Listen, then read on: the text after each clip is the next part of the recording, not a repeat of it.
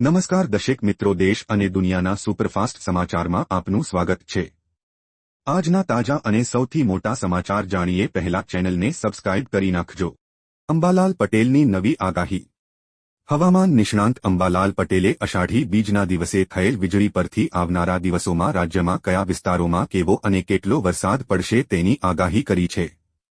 તે મુજબ હાલ આકાશમાં વાદળો ઘેરાયા છે। તો અષાઢી બીજના દિવસે પૂર્વ દિશામાં વીજળી થઈ હતી, તેથી રાજ્યમાં ફરી વરસાદી માહોલ જોવા મળી શકે છે।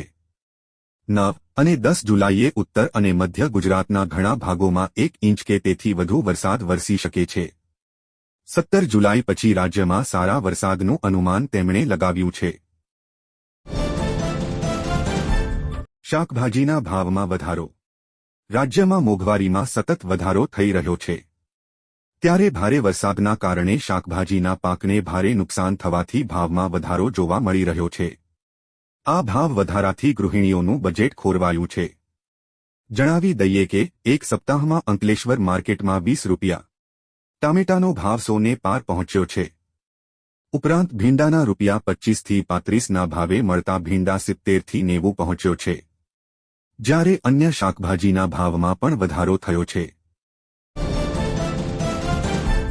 ગુજરાતમાં આવ્યો ભૂકંપ।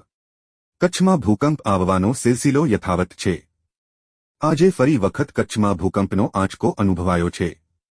આજે વહેલી સવારે 4:45 વાગ્યે કચ્છના ખાવડા વિસ્તારમાં ભૂકંપનો આંચકો અનુભવાયો છે, જેની તીવ્રતા 2.6ની હોવાનું સામે આવ્યું છે। આ સિવાય ભૂકંપનું કેન્દ્રબિંદુ ખાવડાથી 34 કિમી દૂર હોવાની માહિતી છે, પરંતુ ભૂકંપના કારણે કોઈ જાનહાનિના સમાચાર પ્રાપ્ત થયા નથી। ખેડૂતો માટે ખુશખબરી।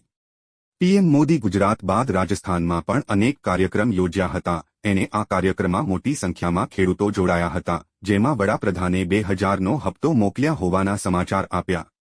પીએમએ માહિતી આપી હતી કે ભારતમાં યુરિયાની જે થેલીની કિંમત ₹262 છે, તેની કિંમત પાકિસ્તાનમાં આશરે ₹800, બાંગ્લાદેશમાં આશરે ₹720, ચીનમાં આશરે ₹2100 અને અમેરિકામાં આશરે ₹3000 છે।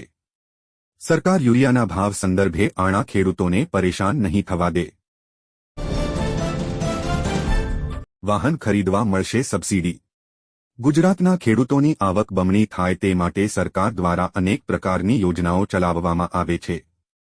રાજ્ય સરકાર દ્વારા ખેતીના સાધનો અને વાહનો માટે સબસિડી આપે છે। આવી જ એક ખેડૂતલક્ષી યોજના કિસાન પરિવહન યોજના છે।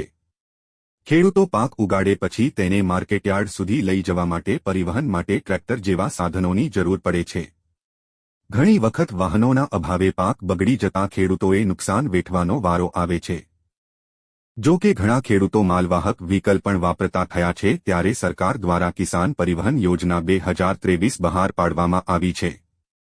આ યોજનામાં ગુજરાત રાજ્યના તમામ લોકો લાભ લઈ શકે છે, જેમાં નાના, સીમાંત, મહિલા, SC/ST ખેડૂતોને કુલ ખર્ચના 35% અથવા 75,002 માંથી જે ઓછું હોય તે અને સામાન્ય તથા અન્ય કુલ ખર્ચના 25% અથવા 50,002 માંથી જે ઓછું હોય તે સબસિડી મળે છે।